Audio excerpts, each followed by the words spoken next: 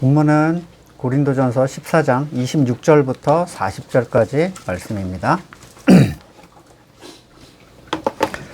그러면 형제자매 여러분 어떻게 해야 하겠습니까? 여러분이 함께 모이는 자리에는 찬송하는 사람도 있고 가르치는 사람도 있고 하나님의 계시를 말하는 사람도 있고 방언으로 말하는 사람도 있고 통역하는 사람도 있습니다.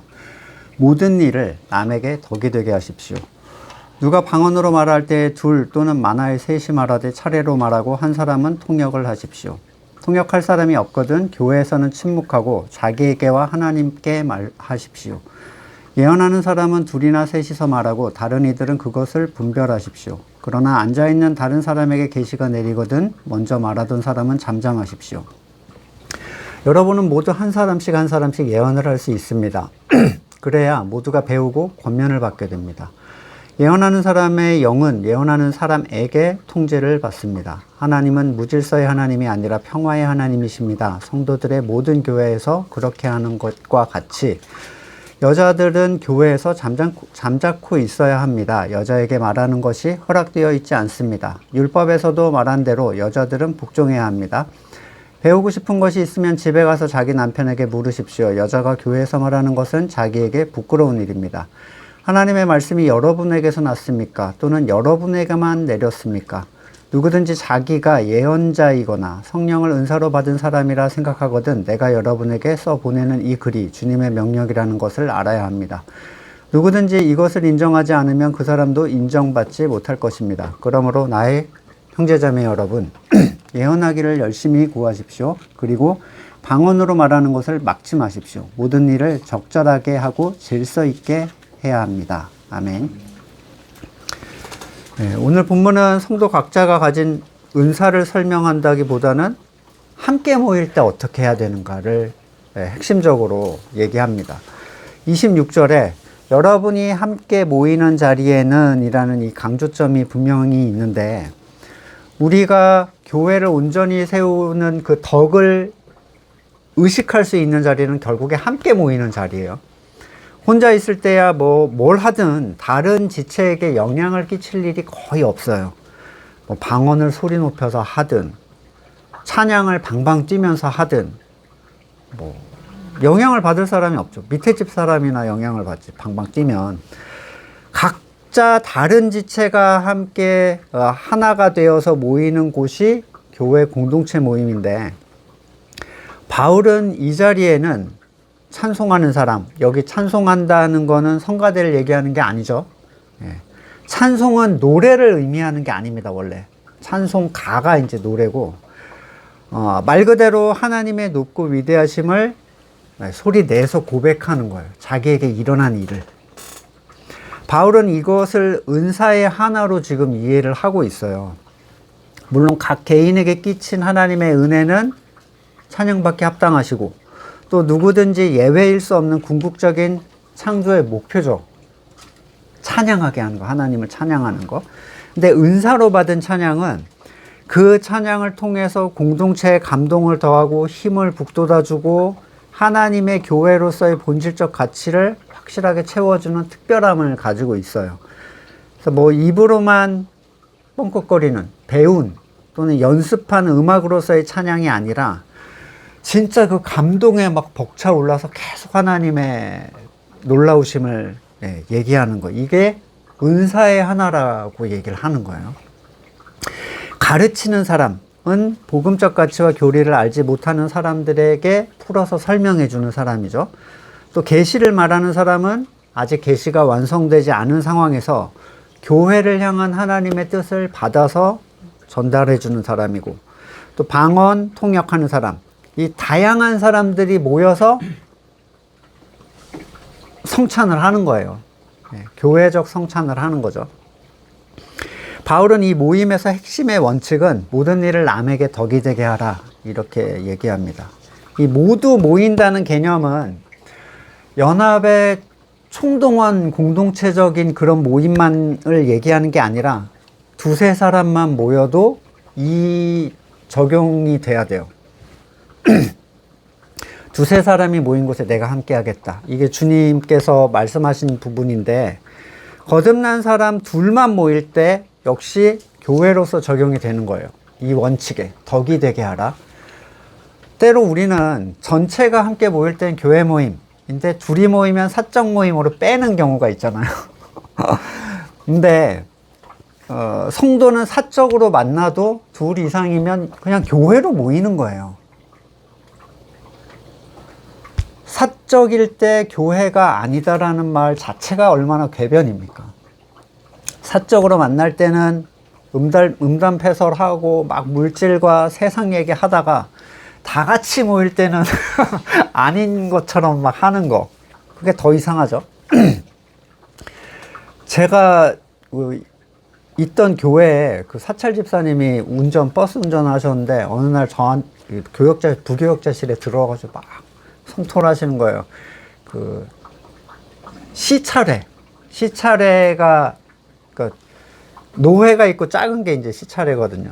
지역 시차례 목사님들이 그 교회 버스를 타고 이제 놀러 간 거지.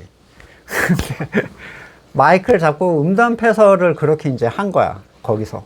자기는 성도도 아니냐 그러면서 막 이제 저희한테 성토를 하더라고요. 어떻게 그럴 수 있냐. 근데 그 목회자들은 아마 교회를 벗어난 자유를 만끽하려고 한 것 같아요.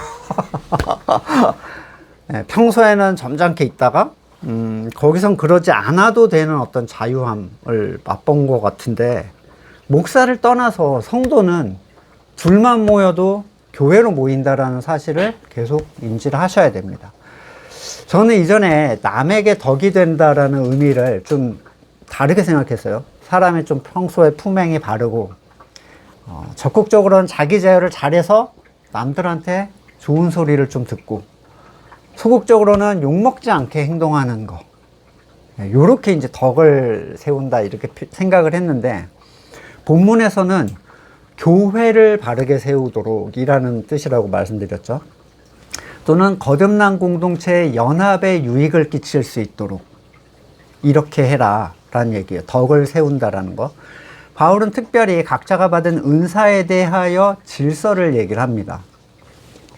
앞에서 여러 번 언급된 방언을 은사로 받은 이 고린도 성도들의 은사관이라는 게 내가 받은 이 초자연적인 것을 드러내고 그것으로 나의 존재를 부각시키는 그런 인식이었기 때문에 사람들이 함께 모인 공공의 자리에서 방언으로 누가 더 크게, 누가 더 현란하게 하나. 예.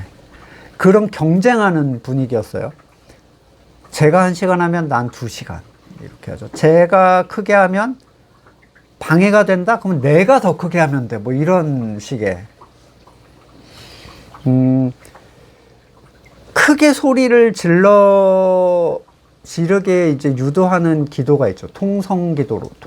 주여 삼창으로 일단 그 분위기를 확 끌어올리고 다 같이 막 통성으로 합니다. 왜 크게 소리를 지를까요? 왜 크게 소리를 지르라고 할까? 더 간절해 보이니까? 하나님은 기도를 소리의 진동으로 들으시는 분인가? 이방인들이 신을 깨우기 위해서 그렇게 소리를 질렀어요. 더 큰 소리를 지르면 나의 소리를 들어주겠지. 그래서 앞에 울리는 꽹과리와 징과 같다라는 그 표현에서 신을 깨우기 위한 방식이었다고 말씀드렸습니다. 다 같이 소리를 크게 지르면 방언으로 하는데 부담이 또 없잖아요. 막 소리 지르다 보면 이제 쌀랄랄라가 이제 주변에서 막 들려요. 여기에는 전체를 위한 고려가 없다라고 바울이 얘기하는 거예요. 다 같이 모인 데서는 이라는 얘기를 하고 있잖아요. 내 영이 덕을 쌓기 위해 내가 한다는데, 하나님을 내가 더 큰 소리로 부르짖겠다는데 누가 뭐라고 하냐. 하지만 바울은 모인 공동체 내에서는 방언의 원칙을 얘기를 합니다. 교회에서 방언을 말할 때 둘 또는 많아야 셋. 셋 이상은 얘기 또 안 했어요. 많아야 셋인데 이유도 앞에서 설명합니다. 혼자만 방언하는 건 누구에게도 덕이 되지 않기 때문이며, 또 어린 신자, 아직 믿지 않는 사람들에게 혐오감을 주기 때문이에요. 모두가 다 같이 방언을 한다. 그러면 간 믿은 사람과 믿지 않은 사람들이 미쳤다라고 얘기하는데 이게 혐오, 두려움의 대상이 돼버려요. 여러분 미친 사람을 보신 적 있나요? 미친 사람? 아마 많이는 없으실 거예요. 요즘에는 잘 안 보이는데 예전엔 많았다고 하죠. 막 길거리 돌아다니고. 이성적 소통이 안 되는 사람이잖아요. 제정신이 아닌 상태, 자기 통제가 안 되는 광란의 상태. 그것을 보는 사람들은 두려움이 생겨요. 거부감, 이질감이죠. 이거는 뭔가 섞일 수 없어. 더구나 모두가 같이 그러고 있다고 생각을 해보라는 거예요. 한 명만 봐도 좀 그런데 모두가 다 같이 그러고 있어. 전혀 공동체의 덕이 되지 못한다. 그렇다면 전체가 모일 때 방언을 하는 사람들이 두세 명 모이는 이유는 서로의 소리에 용기를 얻어서 크게 지르기 위한 게 아니라 통역하기 위해서요. 그러니까 두 명이 모였을 때 반드시 통역이 있어야 된다는 거예요. 또는 세 명까지. 자신에게 통역의 은사가 없기 때문에 연합하여 그 의미를 알기 위하여 모이는 경우를 제외하고는 혼자서 하라는 거죠.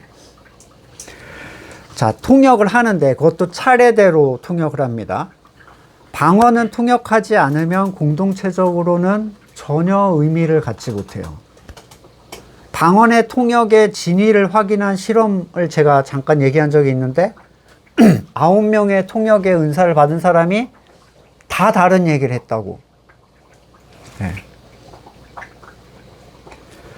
진위를 알 방법은 다만 복음이 완전히 계시된 지금 우리가는 이 방언과 그에 대한 통역이 계시된 복음 밖으로는 나갈 수 없다는 전제 하에 그걸 들어야 되는 거예요. 그러니까 성경 안에 있는 얘기를 하고 있어야 된다는 거죠. 그 통역이라는 게. 더구나 이 방언은 하나님이 그에게 하시는 얘기가 아니에요. 그가 하나님께 하는 얘기입니다. 그러니까 방언의 통역을 들으면서 하나님이 이렇게 얘기하신다. 이거는 뭔가 이상한 얘기라는 거예요. 그러니 하나님이 너한테 회개를 촉구하신다라거나 교회적 명령으로 이렇게 하라고 하신다라는 건 거짓말이라는 거죠. 궤변이에요. 그런 통역은. 또 누구를 위해 방언을 해주고 통역을 해주는 것도 이 사람이 방언을 자기가 통제해서 의도하는 거잖아요. 내가 얘를 위한 방언을 할 수 없어요. 왜냐하면 나는 무슨 얘기를 하는지 나도 모르거든. 방언을 받으러 다니고 예언 기도를 받으러 다니고 이거는 뭔가 굉장히 잘못된 인식인 거죠. 무속적인 거랑 뭔가 결합돼서 잘못된 인식이에요. 방언은 통역을 통해서 그가 하나님께 드리는 영의 기도를 마음으로 깨닫게 하기 위해 성도 서로 간에 돕는 은사의 하나예요. 통역과 방언 두 개가. 따라서 방언이 함께 모이는 자리에서는 통역 없이는 침묵해야 되고 홀로 있을 때 하나님께 말해야 되는데 본문에서는 자기에게와 하나님께 말하라 이렇게 얘기하잖아요. 이 자기에게라는 건 혼잣말 하듯 우리 혼자 읊조리듯 우리 혼잣말 하시는 분들 아시죠? 내가 이거 어디다 뒀지? 이렇게 내가 어디다 뒀지? 이런 사람 없잖아요. 한 내 귀에 내가 들릴 정도의 중얼중얼하듯. 이 방언은 언제까지 지속이 됩니까? 통역자를 만날 때까지잖아요. 사실 그게 목표죠. 방언을 받았다는 건. 결코 통역할 수 없는 방언을 하나님이 우리한테 주실까? 우리가 인생 속에서 해왔던 방언은 몇 %가 통역됐다고 생각하세요? 0.1%도 아마 통역을 받아본 적이 없으실 거예요. 영과 마음으로는 알 수 없는 은사, 공동체를 세울 수 없는 반쪽짜리, 이걸 하나님이 주실까? 쉽게 동의할 수 없는 내용이에요. 자, 29절부터 예언하는 사람에 대해 말하는데 앞에서 말씀드렸듯이 예언은 맡길 예를 사용한다고 했죠. 미리 말하는 게 아니라 말씀을 받아서 얘기하는 거. 당시에 계시가 완료되지 않은 상태였잖아요. 신약 성경이 없던 시기였고, 또 인쇄가 발달한 시기도 아니었고, 그래서 편지를 막 사본으로 베껴서 돌려보고 그거를 그냥 유일한 성경으로, 쪽복음이지 말 그대로 그냥 그런 시절이었는데, 이런 이유에서 온전한 말씀에 대한 접근이 굉장히 어렵던 시기였어요. 모든 은사는 말씀이 온전히 계시될 때까지 그걸 보조하는 수단이 됐습니다. 왜 말씀이 올 때까지인가?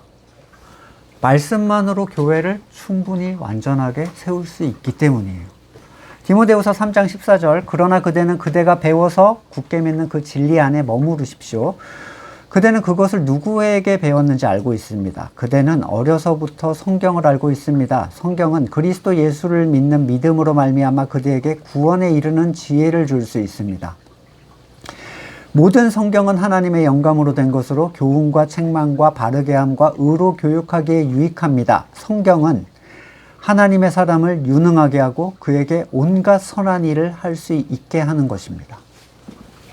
성경 자체로 구원에 이르는 지혜를 주고 하나님의 사람을 유능하게 온갖 선한 일을 할 수 있게 해줘요. 교회를 세울 수 있게 해준다는 거예요. 성경 자체가. 말씀은 성도가 온전한 교회로서의 역할을 감당할 수 있는 모든 것을 다 부여받은 가치예요. 그렇다면 말씀이 우리에게 왔다면 부분적인 건 사라져 가야죠. 당연히. 말씀의 계시가 완성되었고 그게 우리 손에 성경으로 잡혀 있는데도 알아들을 수 없는 1만 마디의 방언, 그것도 계시가 올 때까지 돕던 아주 부분적인 곳을 고수하는 것은 너무 손해죠. 무슨 소리인지도 모르고 이 얘기 하려고 준 건데 이걸 딱 들고 살랄라만 몇 시간씩 하는 거예요. 은사가 폐기됐다는 얘기가 아닙니다. 은사가 다른 방식으로 전환될 수는 있죠. 말씀이 왔기 때문에 그걸 도울 수 있도록. 그러니까 말씀을 손에 잡았다고 우리가 다 깨달을 수 있는 것도 아니기 때문에, 그러나 최소한 복음이 뭔지 알고 죄의 의미를 알고 은혜와 율법을 구별할 수 있고 거듭남의 의미를 알고 자기 부인 십자가의 의미, 교회된 형제들과 함께 누리게 된 사람이 굳이 해석할 수 없는 방언을 통변도 없이 지속해야 될 이유는 어디 있는가? 영이 기도한다니까? 자기 덕을 쌓을 수 있어서? 그거 앞에 설명드렸잖아요. 그런 개념이 아니라고. 예언도 같은 맥락인데, 말씀이 아직 온전히 서지 않은 사람들을 돕는 방식이에요. 근데 예언도 방언 못지않게 굉장히 오해로 인한 혼란이 많은 것이었는데, 문제가 많았는데, 거의 대부분이 신적 계시를 자기만의 느낌인지 정말 신의 계시인지 이게 알 수가 없거든요. 하나님이 나한테 이렇게 하라고 하시는 것 같다, 이런 거 있죠. 부담을 주신다, 나한테 이걸 하도록. 그래서 이게 진짜 느낌인지 신적 계시인지 알 수가 없잖아요. 찾아와서 하나님이 이렇게 도우라고 하시는 것 같아서 이렇게 얘기하기도 하고. 이 표현은 뭔가 성경에 대한 오해인데, 하나님은 단순히 행동의 어떤 수행을 요청하시는 분이 아니에요. 그건 율법이죠. 하라. 이렇게 하지 말아라. 이유도 목적도 없이 하라고 하니 하는 거는 율법의 시대잖아요. 사랑하라고 하시니 사랑한다. 주라고 하시니 준다. 참으라고 하시니 참는다. 모든 유대인이 실패한 일이잖아요, 그거. 설령 내가 그거를 주시는 마음대로 했다고 해서 하나님의 마음에 합하게 인정받을 수 있겠는가? 전혀 아무도 인정받지 못했어요, 유대인들은. 그래서 예언은 둘 또는 셋이 말하고, 이게 아까 방언과 다른 것은, 잘 보세요. 여럿 가운데에서 두세 명이 예언을 하고 다른 이들은 이걸 분별해라. 그러니까 다 같이 듣는 자리에서 다 같이 하라는 거예요. 그게 진짜 복음에 합한 것인지, 사람으로부터 나온 것인지, 사탄적인 것인지 살펴보는 거예요. 이 분별하는 사람은 모든 성도를 얘기를 하고 있지만 할 수 있는 어떤 역량을 가진 사람들은 아무래도 복음을 알고 있는 사람들이겠죠. 초신자가 그걸 구별하기가 어렵잖아요. 그래서 성숙한 사람들이 그걸 판단을 해줘야 돼요. 그러니까 그들도 말씀을 역시 받았든지 아니면 영분별의 은사를 가지고 있든지. 자, 예언은 모두 한 사람씩 한 사람씩 할 수 있다. 이렇게 얘기했는데 이 예언은 마음으로 그 말씀을 받고 마음으로 그 받은 감동을 나누고 깨우친 생각을 공유하는 것을 예언의 범주에 넣고 있다는 걸 알 수 있어요. 우리가 예언 받은 말씀이라고 했잖아요. 앞에서 모두가 예언하길 간구해라 이 얘기는 이 의미예요. 지금 말씀을 받고 깨달은 마음으로 그 감동을 함께 나누는 거. 이거는 특정 사람한테만 주는 게 아니라는 거예요. 지금 어떤 의미에서 말씀을 우리가 전달하고 난 후에 한 사람씩 한 사람씩 모두가 돌면서 나누고 있잖아요. 이 나눔이 본문에서 나온 예언의 한 영역에 속해 있다라고 충분히 볼 수가 있습니다. 깨달은 말씀을 함께 나누는 거. 함께 자리한 사람이 모두가 할 수 있으나 의무화된 것은 아니에요. 바울은 모두가 한 사람씩 해야 그래야 모두가 배우고 권면할 수 있다, 권면받을 수 있다 이렇게 얘기하는데 건물교에 있을 때는 생각해 보시면 불가능했어요. 그게 뭐 시간적으로도 그렇고 구조적으로도 그렇고 규모도 너무 크고 그가 가진 신앙의 색을 확인하고 서로 간의 복음으로 서로 가르치고 권면하는 일은 거의 불가능에 가까웠습니다. 하지만 모두가 한 사람씩 다 얘기해야 배울 수가 있다는 거예요. 남이 하는 것만 듣는 것, 정작 내가 잘못 생각하는 것을 발견하기가 어려워요. 남이 성장하는 걸 본다고 내가 성장하는 건 아니에요.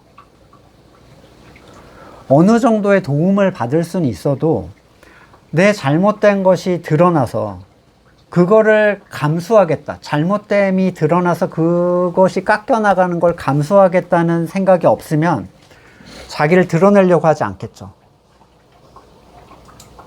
아는 것처럼 그냥 가만히 있을 수는 있어요. 하지만 우리 가끔 이렇게 질문하시잖아요. 질문하시는 게 굉장히 좋은 게 그 부분들에 대한 정리가 되거든요. 결국에 드러내지 않으면 연합의 스스로가 어려움을 겪습니다. 자기 스스로가. 잘못됨을 드러내길 두려워하는 건 수정받기를 거부하는 거랑 일맥상통하는 거예요. 받은 말씀에 대한 나눔을 하면 그 사람이 이 동일한 말씀을 어떻게 소화하고 있는지, 그 사람이 어떤 생각을 가지고 있고 또 복음에 합한 말을 하고 있는지, 사람의 의나 선이 그 안에 추구되고 있는지, 개인의 영광을 추구하는지 알 수 있어요. 흑백 요리사 보면 그 당근 지옥 혹시 생각나시나요? 한 가지 요리를 가지고 정한 사람이 남을 때까지 계속 그 재료로만 새로운 요리를 계속 하는 거예요. 당근이라는 하나의 재료로 야, 이렇게 다양하게 나오는구나. 당근 거의 안 쓰잖아요. 잡채 넣을 때 말고는 거의 사용하지 않는 재료의 하나인데, 야, 진짜 맛있겠더라고요. 우리가 당근을 받았다면 무슨 요리를 해도 당근이 나와야 돼요. 근데 당근을 받았는데 먹을 수 없는 뭔가가 나왔다. 그러면은 우리 그런 이제 장면들 몇 번 봤잖아요. 잠깐은 숨길 수 있을지 몰라도 그가 말하는 것은 그의 모든 생각을 우리에게 드러내 줍니다. 처음부터 복음에 합한 어떤 깨달음을 막 낼 수는 없어요. 근데 이거를 수정해가고 잡아가기 위해선 뭔가 꺼내야 돼요.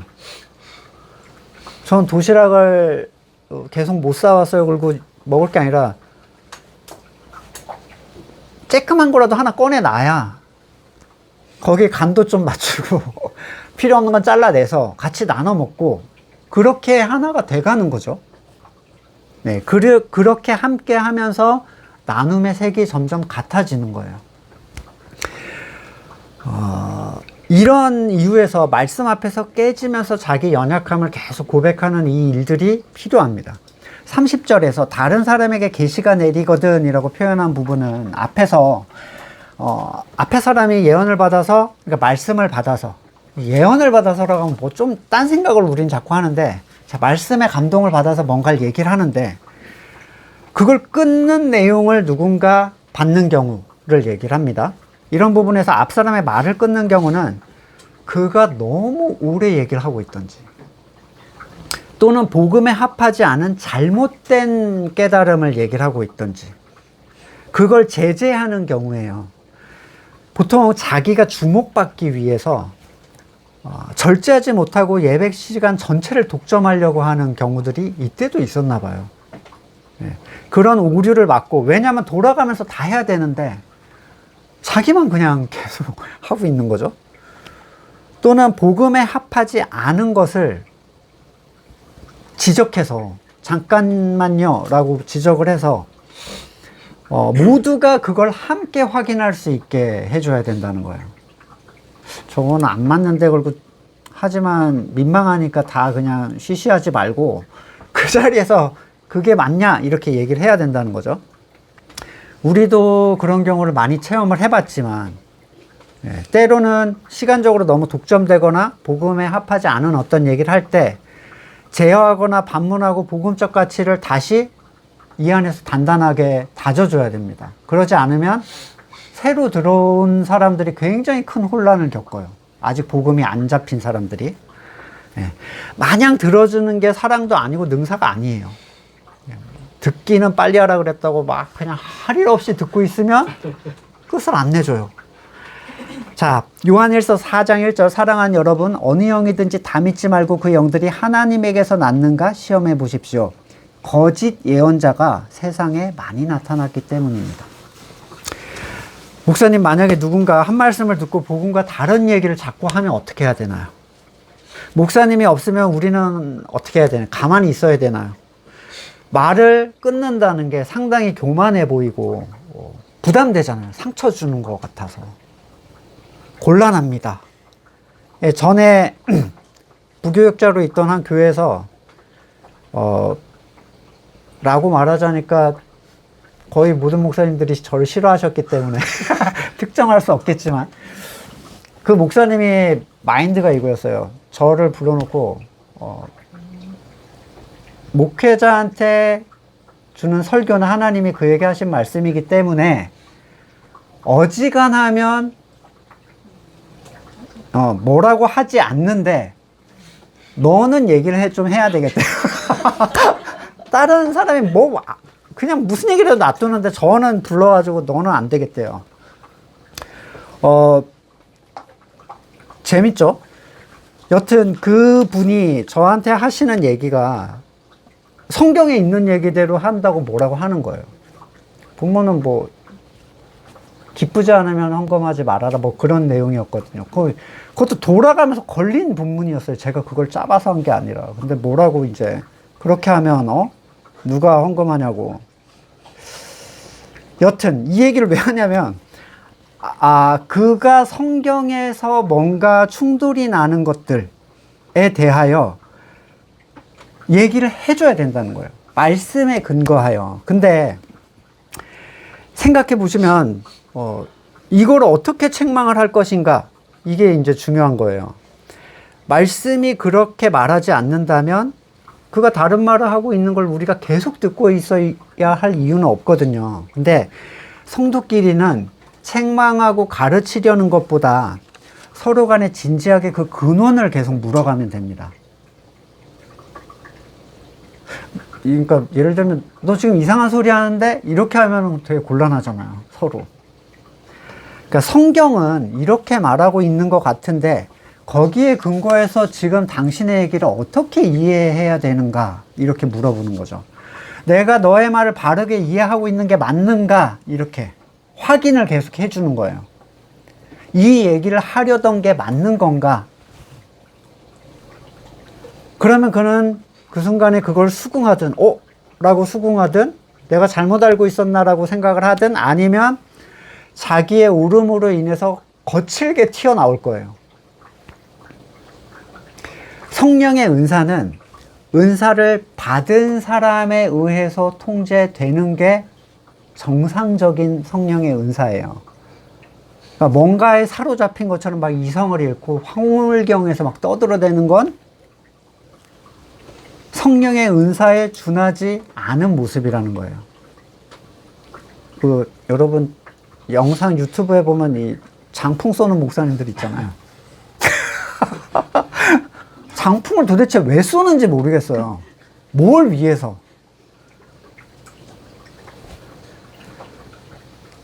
이성으로 통제할 수 없는 거는요, 성령의 역사가 아니에요. 그런 식은 성령의 역사가 아닙니다. 성령님은 그 사람의 인격을 제거하지 않고요. 성도는 자기의 의식으로 은사를 통제할 수 있어요. 덕이 되도록.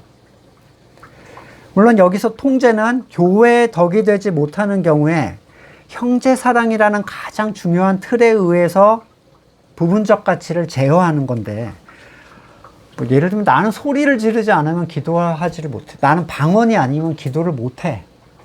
눈을 감고 하다 보면 무조건 방언이 튀어나와. 이거는 성령이 주신 거랑은 다르다는 거예요. 바울은 하나님이 무질서의 하나님이 아니라 평화의 하나님이라고 얘기를 하는데, 쉬운 말로 하나님의 은사는 다른 은사와 서로 충돌시키지 않는다는 거죠. 은사끼리 충돌하는 건 그 은사를 받은 사람의 옛사람의 습성에 의한 왜곡 현상이 될 수는 있어도, 자기가 온전히 자기를 부인하고 교회적 연합을 생각하는 사람이라면 은사끼리의 충돌이라는 건 발생할 수 없어요. 통역을 받았는데 다 다른 통역을 할 수 없다는 거예요. 제가 볼 때는 그 방언도 뻥이고 통역사 9도 다 가짜야. 그럴 수가 없어요. 네. 보시면 따라서 뭔가 내가 좀 더 맞는 것처럼 여겨지더라도 뒤에 나오는 하나님의 질서라는 게 이거를 바로 잡아간다라고 얘기를 합니다. 여기서 전체를 위하여 자기를 부인한다는 개념은 교회가 돼본 사람만 이해할 수 있어요. 연합을 해본 적이 없는 사람이 연합을 위하여 나를 깎는다? 이거는 말도 안 되는 얘기거든요. 하지만 사도행전에서 말씀드렸듯이 연합보다 중요한 게 복음의 가치죠. 연합을 위하여 복음의 가치를 꺾는 것은 죽에게 전도된 끔찍한 결과를 낳게 됩니다. WCC 같은 게 나오는 거예요. 종교 통합이 나오는 거죠. 어떤 목사님이 4대 종교 중창단을 만들어서 유튜브에서 봤는데, 개신교, 천주교, 불교, 원불교가 중창단을 만들어서 인류의 평화와 화합을 이끈다고 막 인터뷰를 하고 있는 걸 봤어요. 전체를 위한다는 건 거듭난 사람들의 모임인 교회를 얘기하는 거예요. 네. 지금 이런 분들은 성경이 말하는 연합과는 아무 상관이 없습니다. 저를 좀 이상한 데서 끊었는데 33절 하반부부터, 자, 성도들의 모든 교회에서 그렇게 하는 것과 같이는 34절하고 붙는 절이에요. 여기서부터 이제 문화적인 특징, 이해가 분명하게 좀 있어야 되는데, 지금 이 얘기는 앞에서 여인은 머리에 뭘 써라 라고 했던 거랑 비슷한 흐름이에요. 34절만 놓고 보면 그 여성분들이 마음에 상당히 큰 내상을 입을 수 있는 내용인데, 교회에서 잠자코 있어야 되고 말하는 것이 허락되지 않고 복종해야 되고 질문도 하면 안 되고 심각하죠. 그래서 이제 어떤 이들은 이게 바울이 가부장적 사고를 지닌 사람의 왜곡된 복음의 시각을 가지고 있다. 막 이렇게 해석하는 사람도 있는데, 시대적 상황을 보면 이해할 수 있어요. 단순히 여성들에게 모든 상황에서의 침묵을 요구하는 게 아니라 교회가 예배를 드리는 법도와 관계된 문제를 얘기하는데, 그러니까 다 같이 모일 때에 대한 그 주제에서 나온 어떤 한 장면이에요. 고린도 교회에는 방언과 예언을 말하는 교인들, 그 중에 특히 여자분들이 열광주의, 감성주의에 빠져 있었어요.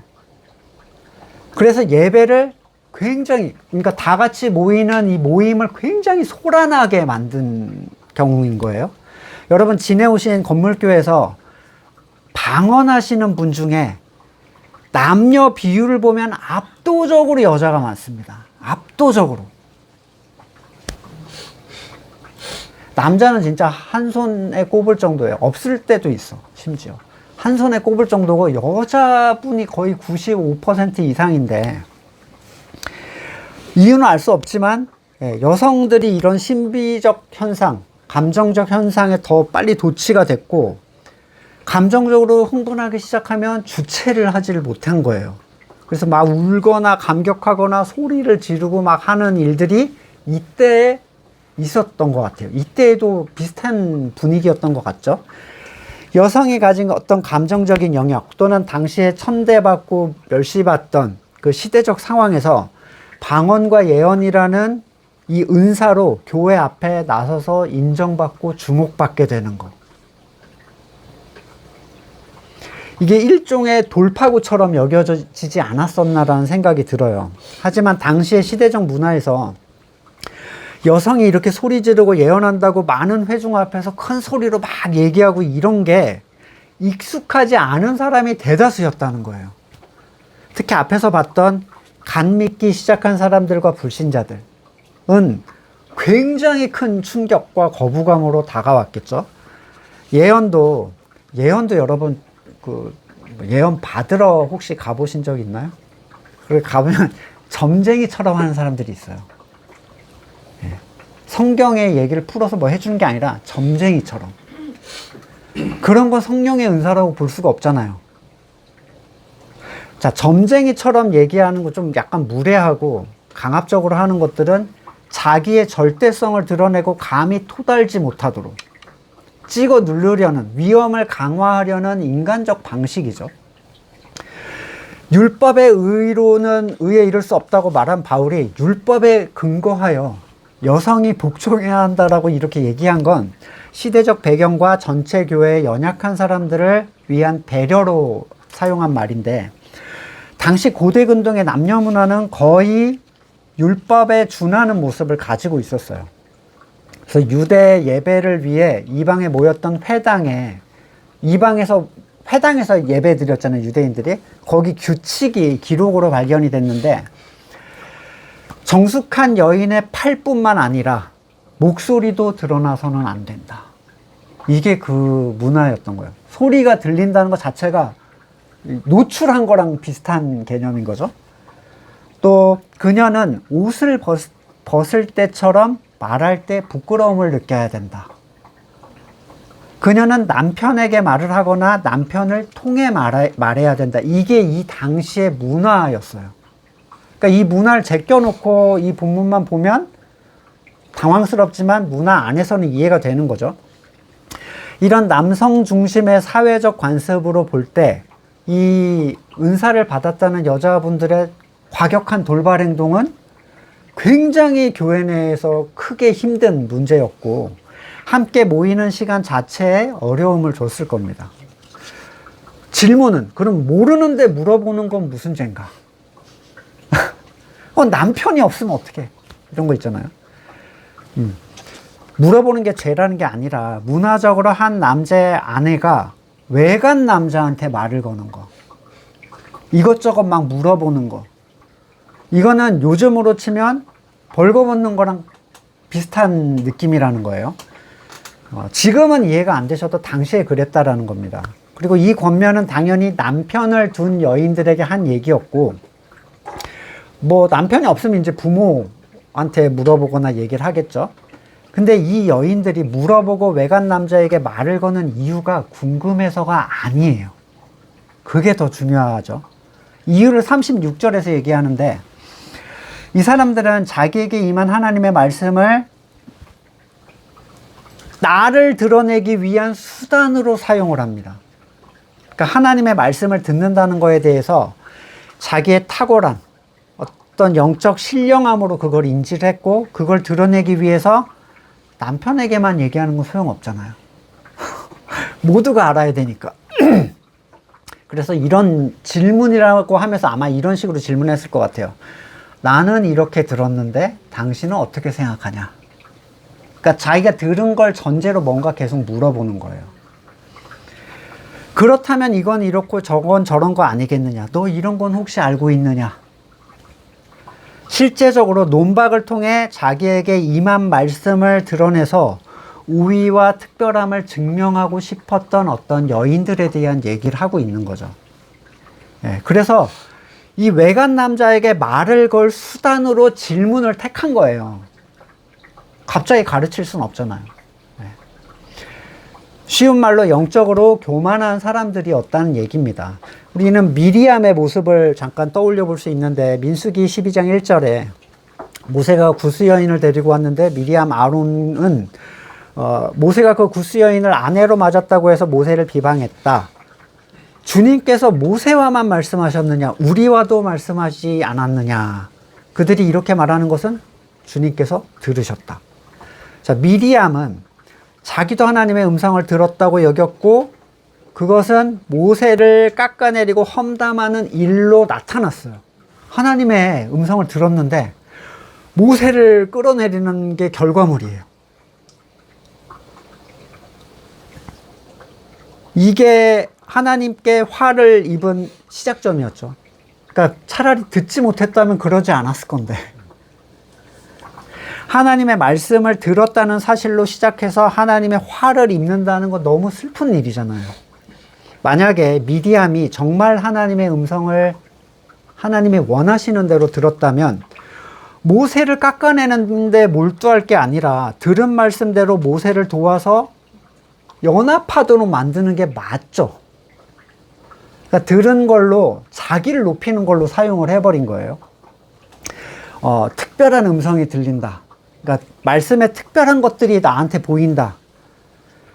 그러면 다른 사람들이 보지 못하는 걸 보게 되면 감격이 있고 굉장히 기쁜 일이긴 한데, 우리 안에 숨겨진 옛사람은 말씀의 감격을 이용해서 우리를 무너뜨릴 수 있어요. 사탄이 예수님께 했던 것들은 다 말씀을 가지고 했던 시험들이었죠. 하나님의 교회 안에 주어진 은사들로 교회가 괴롭힘을 당한 것은 그걸 받은 사람들이 복음에 준하지 않은 태도로 은사를 받아들였기 때문인데, 어떤 은사도 남보다 탁월한 은사라는 건 없다고 말씀을 드렸잖아요. 나를 드러내려는 은사의 사용은 한 몸이라는 큰 테두리를 파괴하는 거예요.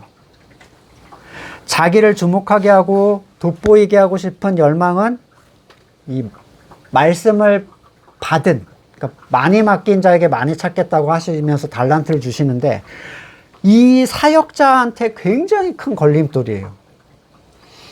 자, 그는 흥하고 나는 쇠하여야 한다. 이게 모든 성도의, 말씀을 받은 성도의 고백이 돼야 되는데, 그는 흥하고 나는 쇠해도 좋다가 아니라 쇠하여야 한다예요. 이게 의도적으로 지향되지 않으면 어느새 올라가 있습니다, 같이. 영광을 받고자 하는 옛사람의 습성이 계속 부인되지 않으면 그는 사도행전의 20장의 장로들처럼 변질이 될 거예요. 20장 30절, 바로 여러분 가운데서도 제자들을 이탈시켜 자기를 따르게 하려고 어그러진 말을 하는 사람들이 나타날 겁니다. 그러므로 여러분 깨어 있어서 3년 밤낮 동안 쉬지 않고 3년 동안 밤낮 쉬지 않고 각 사람을 눈물로 훈계하던 것을 기억하십시오. 나는 이제 하나님과 그의 은혜로운 말씀에 여러분을 맡깁니다. 하나님의 말씀은 여러분을 튼튼히 세울 수 있고 거룩하게 된 모든 사람들 가운데서 여러분으로 하여금 유업을 차지하게 할 수 있습니다. 바울은 은사에 맡긴 게 아니라 하나님의 말씀에 그들을 맡겼어요. 네. 성경이 지금처럼 없던 그때보다 지금은 얼마나 행복한 시절입니까? 저는 이때 당시에 거듭났었으면 얼마나 힘들었을까? 그 생각을 종종 하는데, 누구도 손대거나 빼거나 더할 수 없는 이 완성된 계시가 성경이라는 이름으로 우리한테 곱게 이렇게 손 안에 있으니, 이 말씀 안에 있는 것만 잘 살펴도 우리는 우리를 지킬 수 있어요. 말씀이 교회를 지켜주는 거죠. 우리가 말씀을 지키는 게 아니라. 우리는 은사를 받은 사람들이 얼마나 자기를 높이고 싶은 유혹에 잘 빠지는지를 알고 있는데, 내게 일어난 특별한 현상을 선물이라고 여기는 게 아니라 내 거룩함에 맞게 주어진 어떤 훈장이라고 생각을 합니다. 그래서 바울은 37절에서 이 장의 마무리를 이렇게 해요. 누구든지 성령의 은사를 받았다고 생각하는 사람들, 내가 지금 14장에 써놓은 글이 주님의 명령이라는 사실을 알아야 된다. 바울이 한 말의 중심은 분명하죠. 쉽게 말하면 이거예요. 은사라는 것은 당신이 신령하거나 잘나서 받은 게 아니니 드러내려고 하지 말아라. 모든 은사는 공동체를 위한 것이니 개인적인 것으로 여기지 말아라. 연약한 성도들을 위하여 질서를 지키고 문화적 상황을 벗어나서 오버하지 말아라. 당신이 진정으로 성령의 은사를 받았다고 생각한다면 이건 주님의 명령이니 정신을 차리라는 거예요. 근데 은사는 워낙 이 초신자를 교만하게 만들어요. 그 여지를 가지고 있기 때문에 이러한 바울의 말에 그들은 강하게 반발하거나 동의하지 않았을 수도 있어요. 디모데전서 3장 6절, 또 새로 입교한 사람도 안 됩니다. 감독의 자리인데, 교만해져서 마귀가 받을 심판에 떨어질 위험이 있습니다. 그러니까 아무리 똑똑하고 말씀에 대한 이해가 빨라도 자기가 전하는 사람의 입장이 되면 위로 올라가는 걸 끌어내리기가 너무 힘들어요. 옛사람에 대한 절망적 체험이 없이 남들에게 주목을 받는다는 것은 옛사람의 성질을 엄청나게 자극을 합니다. 새로 입교한 사람은 그걸 감당할 힘이 없다는 거예요. 나를 주목하면 없는 말도 만들어서 그 주목을 유지하고 싶은 게 사람의 본성인데, 그러니까 목사님들이 무슨 얘기인지 몰라도 그냥 성경에 있는 얘기를 자기 마음대로 그냥 하는 거야. 왜? 뭐라도 말해야 되니까 계속. 바울은 이 말을 인정하지 않으면 그 사람 자체가 공동체에서 인정받지 못할 거다, 이 얘기를 하고 있죠. 비록 그 사람이 바울의 권면을 받아들이지 않아도 조만간 공동체에서 형제로 인정받지 못하게 되는 상황에 너는 처하게 될 거야, 이 얘기예요. 은사로 망할 거야, 너 조심해, 이 얘기예요. 자기를 드러내려는 존재는 교회 공동체에게 평안하게 받아들여질 수가 없어요. 그게 교회의 생리예요. 자기를 막 드러내려고 하면 이상해, 이렇게 돼요. 제 이상해. 질서를 깨고 영광을 취하려는 사람들도 다 그렇습니다. 하나님의 교회에는 그가 차리할 자리가 없어요. 마태복음 18장 17절, 그러나 그 형제가 그의 말도 듣지 않거든 교회의 말해라. 교회의 말도 듣지 않거든 그를 이방 사람이나 세리같이 여겨라. 네. 한계에 달하면 내보낼 수밖에 없어요. 그런 사람은. 받아들이지 않으면. 39절에서 바울은 그러므로 나의 형제자매 여러분, 결론을 이렇게 끌어내는데, 예언하기를 열심히 구하십시오. 이 예언은 말씀의 깊은 감동을 받아서 그것이 삶에 영향을 끼치게 된 체험적 깨우침을 얘기하는 거예요. 우리가 지금 하고 있는 어떤 종류의 것들이죠. 자기의 잘못했던 일들을 돌이키고 이미 주신 가치를 감사하고 모든 것을 하나님의 뜻대로 이끄시는 하나님을 신뢰하고 자랑하며 형제자매를 하나로 연합하게 하는 게 예언의 목적이에요. 이 예언을 할 수 있게 간구하라는 건 모두가 뭐 입이 되게 해달라 이거랑 다른 건데, 보세요. 민수기 11장 29절. 그러자 모세가 그에게 말했다. 네가 나를 두고 질투하느냐? 나는 오히려 주님께서 주님의 백성 모두에게 그의 영을 주셔서 그들 모두가 예언자가 되었으면 좋겠다. 말씀을 받고 깨달아서 말하는 사람이 자기밖에 없는 거예요.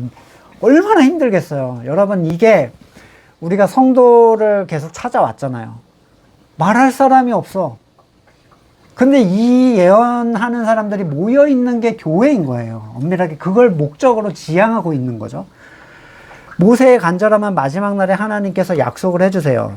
요엘서 2장 28절. 그 다음에 내가 모든 사람에게 나의 영을 부어주겠다.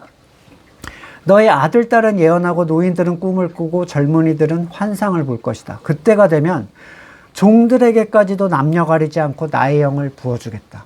네, 예언의 영이 주어지는 거예요. 모두에게. 자기에게 임한 말씀을 통해 깨달은 하나님의 구원을 찬양하는 것. 이건 예언이에요. 말씀을 받은 사람만 할 수 있는 얘기죠. 사도행전 2장 11절.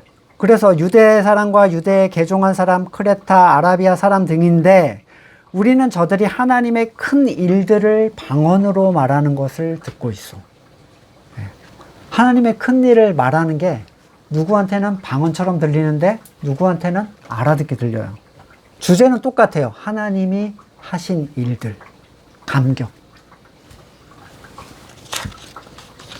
성경을 통해서 자기에게 행하신 하나님의 큰 일을 깨닫고 교회 안에서 말하면 그게 곧 본문이 말하고 있는 모두가 했으면 좋겠다는 그 예언인 거예요. 깨달은 마음으로 나누는 그러한 나눔은 교회를 하나 되게 하고 모든 사람이 한 사람씩 돌아가면서 그 감격의 기회를 누려야 하는 오병이어의 사건입니다. 나눈 것보다 훨씬 많은 걸 돌려받는 하늘의 성찬. 우리가 행하고 있는 이 일이에요.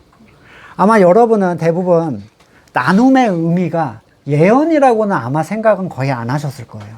말씀을 받아서 내가 얘기하는 거. 그러나 우리가 이미 나누고 있던 나눔은 서로를 세우고 하나님을 찬양하고 감사하고 서로에게 권면이 되고 있어요. 우리가 의도하지 않았지만 하고 있었어, 사실은. 비록 방언의 은사를 오용하는 사람들이 교회를 혼란하게 했지만 바울은 방언을 금하지는 않습니다. 말씀을 받지 못한 사람들에게 방언과 통변, 이건 말씀으로 다가가게 해주는 귀중한 수단이었기 때문인데 방언을 금지할 이유는 없죠. 어쩌면 지금도 성경을 손에 들고 복음을 깨닫지 못해서 방언과 통역으로 하나님의 말씀이 전달되는 곳이 있을지도 모르겠어요. 그러니까 못하게 할 이유는 없지만 누군가 복음의 가치, 그리스도의 십자가, 참된 교회의 의미를 안다면 우리에게 있는 성경으로 깨달은 말씀을 전하는 예언의 가치가 방언을 더 이상 필요치 않게 할 거라고 저는 생각이 돼요. 최종 결론은 이겁니다. 모든 일을, 여기서 모든 일은 교회 공동체 안에서 일어나는 일을 적절하고 질서 있게 해야 된다. 세상에서 제일 어려운 게 적절하게 하는 거예요. 어디까지가 적절이냐? 이 적절함과 질서는 내가 정리하고 조직이 만든 틀을 따르는 사람이 만든 것들이 아니에요. 이 적절함을 내가 조절하려고 하면 안 된다고요. 머리가 하는 거죠. 자, 창세기 1장 2절. 땅이 혼돈하고 공허하며 어둠이 깊음 위에 있고 하나님의 영은 물 위를 움직이고 계셨다. 하나님이 말씀하시기를 빛이 생겨라 하니 빛이 생겼다. 이때부터 질서가 잡히는 거예요. 대혼돈이 빛에 의해서 질서가 잡히기 시작해요. 말씀은 성도가 모든 것을 적절하게 할 수 있게 해줍니다. 말씀은. 그리스도의 몸된 교회에 하나님의 질서를 부여해줘요. 말씀이. 그래서 모두가 한 말씀으로 하나가 될 때 이 질서는 교회 안에 발생하는 하나님의 말씀의 능력이고 하나님이 정하신 질서가 되는 거예요. 지금 우리의 모습도 그래요. 의도해 본 적이 없어요. 나는 어떤 교회를 이렇게 해야지라고 한 게 아니라 오다 보니까 여기였어. 어떤 질서로 이끌어 가실지 또 몰라요. 하지만 말씀 안에 있음으로 발생한 어떤 결과물들일 뿐인 거예요. 교회에 온전히 연합함으로써 일어나는 현상을 근원 없이 그 결과를 의도하는 것은 사람으로부터 나온 의를 그 안에 섞는 거랑 다를 바가 없습니다. 그러니까 이걸 규칙화해서 뭔가 질서를 확립하려고 하는 건 사람이 뭘 섞는 거예요. 말씀에 의해 자기를 부인하고 자기 십자가를 지면 나머지는 하나님이 하실 일이 되는 거죠. 연합은 하나님의 질서의 결과물입니다. 하나님의 질서는 교회를 하나 되게 해요. 말씀을 놓고 같이 잠깐 기도하겠습니다. 예. 함께 모일 때라는 이 안에 주신 말씀 안에서 하나님의 질서가 우리 안에 어떻게 이루어지게 될지를 한번 생각해보는 기도의 시간이 됐으면 좋겠어요.